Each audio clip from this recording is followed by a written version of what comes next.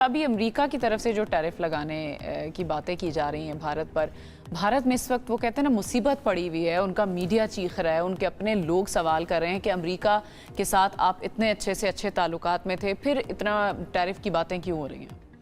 वो उसमें एक बहुत बड़ा जो मामला ट्रंप साहब ने उठा दिया है वो हिंदुस्तान के रूस के साथ ताल्लुकात के हवाले से। टैरिफ तो एक पहलू है, लेकिन उसके अलावा 8 इंडियन ऑयल कंपनीज पे भी सैंक्शंस लगी हैं, पाबंदियां लगी हैं।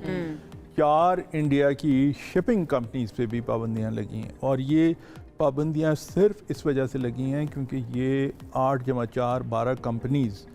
ये रूस के साथ तजारत कर रही थी। तो अब ये मेरे ख्याल में वो कैफियत है कि लेने के देने वाली बात है। इंडिया के लिए मुसीबत तो एक है कि इसके नतीजे आपको लगता है कि बैक ऑफ करेंगे, या वो मैंने एक स्टेटमेंट देखी है, वो कह रहे हैं कि नहीं, हम तो इसी बात पर कायम है कि रशिया के साथ हम ट्रेड को कंटिन्यू करेंगे। मोदी साहब चूँकि तारीख़ी एतबार से बड़े ज़िद्दी आदमी हैं और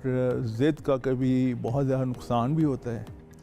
तो वो ज़िद के नतीजे में क्या होगा अल्लाह बेहतर जानता है। लेकिन फ़िलहाल तो कोई ऐसी सूरत नज़र नहीं आ रही कि वो रूस के साथ अपनी जो कुर्बत है उससे पीछे हटेंगे। ज़िद का नतीजा वैसे मई में पाकिस्तान ने उनको दिखा भी दिया था, और मैं ये समझती हूँ कि इंडिया पाकिस्तान का कॉन्फ्लिक्ट हो या ईरान इसराइल का कॉन्फ्लिक्ट हो, ये इस खत्ते के लिए जो है ना, पाकिस्तान के लिए और ईरान के लिए बड़ा अच्छा रहा है, इंडिया के लिए और इसराइल के लिए ठीक, दो मुल्कों के लिए सबक रह गए हैं वो। बहुत शुक्रिया आपका फरहान बुखारी साहब हमारे साथ मौजूद थे। हमने कुछ डिस्कस किया कि भारत किस तरह से शाइनिंग इंडिया का नारा तो लगा देता है, लेकिन असलियत उसकी क्या है, रियलिटी उसकी क्या है, और ये सिर्फ हम नहीं कह रहे, उनकी अपनी ऑपोजिशन भी कह रही है।